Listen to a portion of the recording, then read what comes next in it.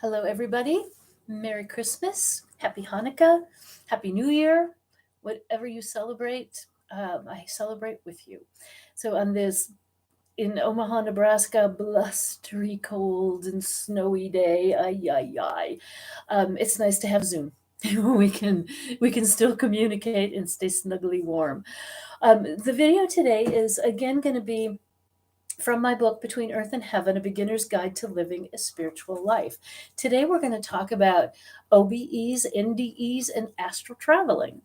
So, what's an OBE? Out of body experience. What is an NDE? A near death experience. And what is astral traveling? That's astral traveling outside of your body. So, let's talk about those three and really what they are. And if you've ever had any of those things happen to you, I pretty much guarantee you have. We'll talk about it. Let's talk about OBEs first, out of body experiences. That is when your soul leaves your body, but you can be wide awake. You can be usually on the verge of just waking up or just going to sleep. And your soul is out doing something. It's actually quite similar to astral traveling, those two, except that astral traveling, actually, we should probably talk about that one first. Astral traveling is usually when you are sleeping. And at night, or if you take a nap or something like that, your soul will leave your body because the body needs rest. The soul does not. So you're going to be leaving your body and you're going to be traveling around in the ethers, into space. And on a soul level, you might have a different job to do. You might be visiting other people, other souls that you're in contact with on the astral plane and not on the human plane. We all astral travel. Every one of us does. Most of us don't remember it, but if you've ever woken up in the morning and go, I'm just exhausted and I slept all night, what's going on? I think you were probably very, very busy at night. And so that's what astral traveling is at night. Or sometimes it can be during a nap as well. Your soul leaves your body and just goes buzzing around doing other jobs, other things. And I think I've mentioned this before. One of the things I do is I'm kind of a first responder on a galactic level, and I will go into planets and either help evacuate or help save underwater life. And I travel with a team of people and who are responsible for different levels of either evacuation or helping saving. That is astral traveling because I physically am in my bed, but my soul has left my body and is going out and doing other things. And we all do that. And we could be visiting our spirit guides. We could be visiting our deceased loved ones. We could be visiting other people who are still here, and our soul just kind of bops over to them and says, hey, peace out, what you doing?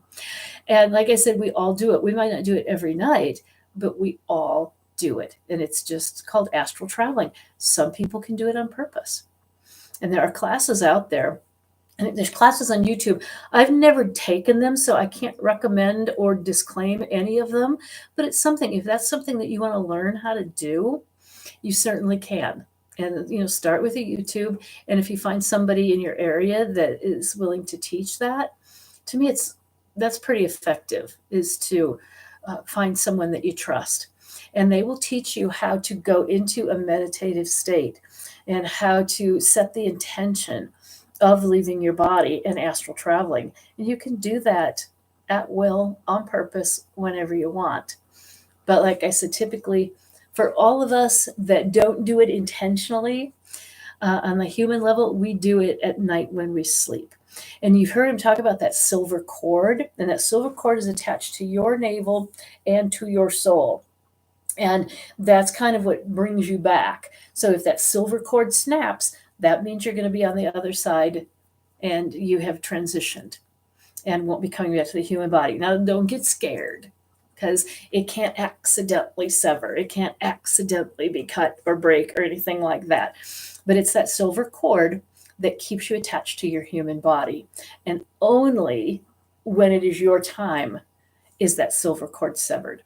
So, don't let that scare you. Please don't go down that rabbit hole again. So that's astral traveling. Out of body experience, like I said, they're very, very similar. But an out of body experience is, I guess, I had this happen one time. I was waking up in the morning and I was lying on bed and I could see myself right here. And it's like, well, what am I doing out of my body? That's really interesting. I said, okay, time to pop back in. And boop, and my soul popped right back into my body. That's an out of body experience. And some people will use that term loosely. Like if something really weird is happening to them, they'll go, it's like, oh man, it was transcendent. And it's like, I left my body. It was just not real. That is not a true out of body experience. That is just you having an experience.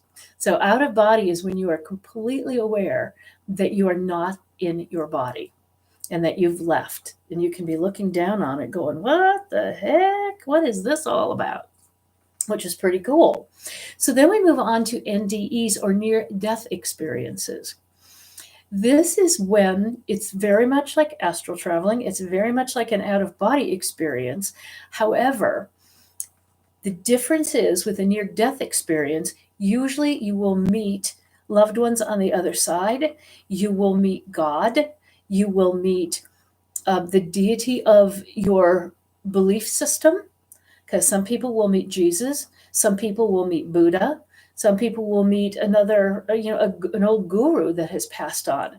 You will meet them and they will say, no, it's not your time. You have to go back. And so it is not your time to die. That silver cord has not been broken.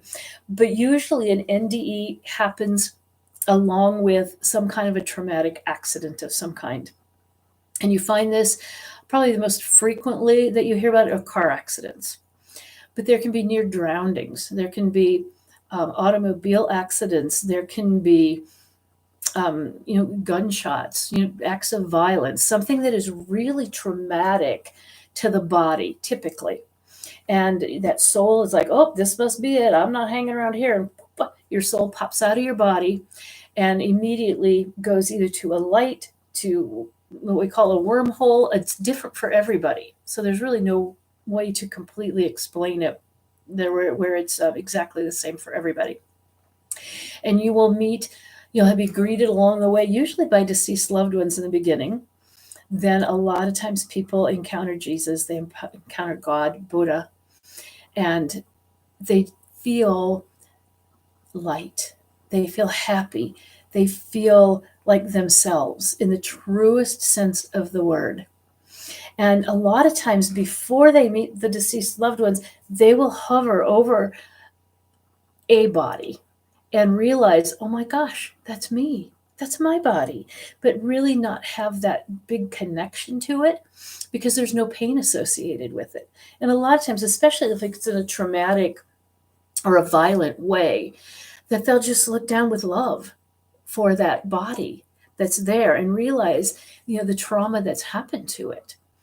And then they will go on, meet some deceased loved ones, meet prophets, like I said, deities, and sometimes they'll even go as far as having a life review.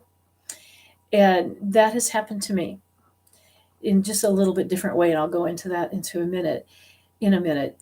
But they will say, no, it's not your time. You still have work to do. You have to go back. And sometimes people go, okay, I got to go back. Most often, or more often than not, people are like, yeah, no, I'm not going back. This is beautiful. This is lovely. This is where I belong. I'm not going back. It's like, no, you have to. And boom, they will snap right back into this painful, painful body. And it might be at the scene of an accident. It might be hours later where they're in a hospital bed with no recollection of what happened. And they come into that. The thing is they never forget that near-death experience. They never forget meeting the loved ones on the other side. They never forget meeting Jesus or Buddha or the others that have a profound impact on them. And more often than not, it completely shifts their life upside down and they become different people. And I'll loosely say they become better people. And what that means is by better is they become more authentically themselves rather than trying to please other people. And there's a couple really, really good books on this. And one is called Dying to Be Me by Anita Moorjani. And the other one, oh, the name of the book escapes me right now. But Eben Alexander is the author, and he was a surgeon who had forgot the disease, and he actually died and was gone for a while and came back and had things along the way that completely validated what he was shown on the other side. And all of them will say it was the most beautiful experience of their life. I mean, they're just incredible, incredible stories. And that you can go on YouTube too and just type in OBE, NDE, astral traveling. You can type in there and listen to other people's stories and find out how profound they are. And I really recommend that to get a better grip, because you can read about or listen to me talk about it, but unless you've read somebody who's actually experienced it and written a book about it, it's just amazing that they came back at all. Like with Eben Alexander, he remembers meeting this beautiful redheaded lady, no, it wasn't me, and who was just so kind and gentle and lovely, and didn't understand who she was or why she was there. Well, after he recovered from his illness, along the way, he was shown a picture of a sister that he never got to meet. And that was who was on the other side. She had died at a very young age, and he got to meet her on the other side. And it just validated that he wasn't crazy and he didn't make all this stuff up. It really did happen to him, because that's another thing that happens to a lot of people. It is so profound and so mind bending that a lot of people who have these experiences, they don't know how to articulate it. They don't want to be poo-pooed. They don't want to have somebody say, oh, you made that up, when they know in their heart it was absolutely real. So a lot of people don't mention it. They don't say that they had that experience. And that breaks my heart, but I also understand the English language is pretty limited, and they can't really express the beauty, the love, the people that they meet on the other side, and just that connection that we are all one. And it becomes abundantly clear all in one brief moment. And that's pretty profound. So in my second book that I wrote, which is We Are Not Alone, I had what I call a near-death experience, but it wasn't quite. I didn't meet God, I didn't meet Jesus, but I was very, very sick and did almost die. And I didn't find out that until I was like 40 years old, and this happened when I was 5, that I was in the hospital. But I had alien beings come into my hospital room and tell me that I was going to be okay, that I would be safe and I would be protected.